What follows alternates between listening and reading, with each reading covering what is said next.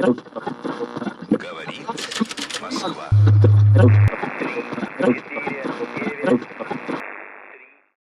V rámci našeho výzkumu jsme přišli na to, že ruské vlivové operace ve střední Evropě se v každé zemi projevují různě. A proto i naše reakce by na ně měla být i různorodá.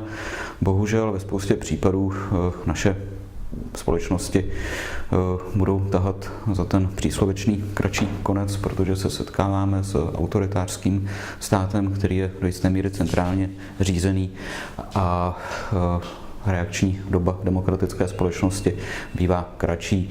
Navíc ruské vlivové operace zkoušejí nové techniky, jako se například teď ukazuje během vyšetřování ruského ovlivňování amerických voleb, kdy nepodporovali jenom příklad jednoho z kandidátů, ale snažili se vlastně podporovat skupiny, které narušovaly sociální soudržnost ve Spojených státech.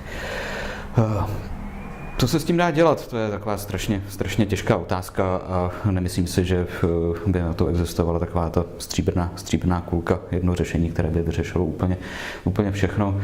Především si musíme uvědomit, a doufám, že už si to spousta lidí i ve státní správě a politiku uvědomuje, že se opravdu jedná o bezpečnostní riziko, ale musíme si to hlavně přiznat, že to je pro nás důležité a něco s tím dělat. Například by se jednalo o to, úkolování zpravodajských služeb nebo například vytvoření systému na ochranu strategických ekonomických odvětví před cizím vlivem.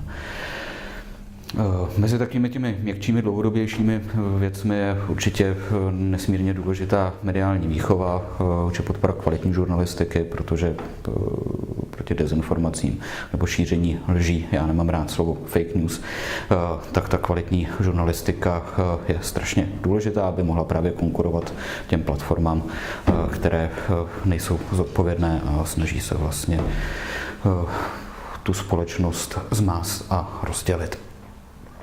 Dalším důležitým aspektem toho, jak reagovat na ruské vlivové operace, je podívat se i trošku za hranice toho vlastního státu a uvědomit si, že oni mohou se snažit destabilizovat například příhraniční regiony Evropské unie. Mluvím teď především o Balkánu, protože Balkán, jak většina jeho států není součástí Evropské unie nebo NATO, tak tam ten prostor pro vlivové operace externích nedemokratických aktérů je daleko větší a pokud by k nějaké zásadní destabilizaci došlo, tak pochopitelně by se projevila i na situaci u nás ve střední Evropě.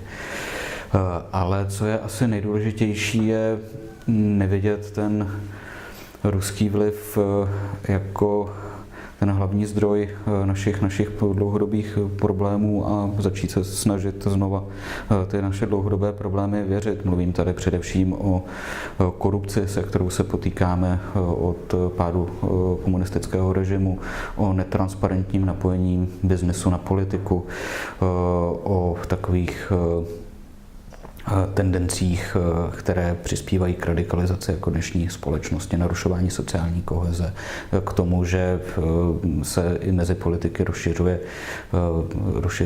rozšiřují názory a hlavně posiluje rétorika, která vlastně jde proti základnímu principu demokracie, že demokracie je inkluzivní, snaží se tady najít skupiny, které by jako nejraději vyloučily.